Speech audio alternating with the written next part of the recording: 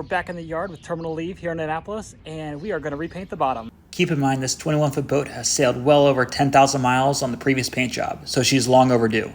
This included racing all the way across the Atlantic Ocean, then sailing from the Caribbean up to Annapolis. Okay, first the sanding.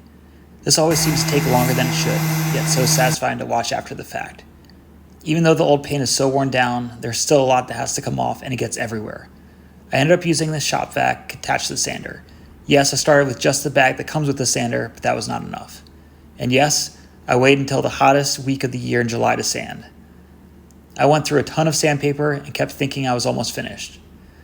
There were also some gel coat and small hull repairs after the sanding finished, not surprising after over 15,000 miles of sailing in 3 years.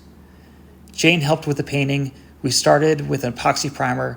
This seals in the hull and provides a surface for the bottom paint to adhere. There were alternating coats of white and gray. This allowed us to see where the coats were applied after drying so we didn't miss any spots. Of course, we also had to keep traditional fluorescent orange for the keel and rudders. Then we applied a hard bottom paint to the hull that would be good for primarily dry sailing and also for having the boat in the water for a week here or there. In between coats, I worked on improving the trailer by working on the bunk system so it fits the boat better now with taller front posts. The boat was then lifted onto the trailer with a large forklift.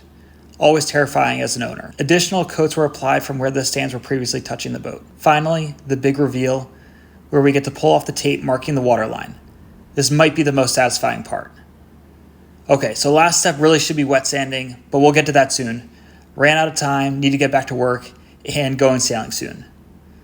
And don't forget to buy your bottom paint from Fawcett Boat Supplies. Support this local business.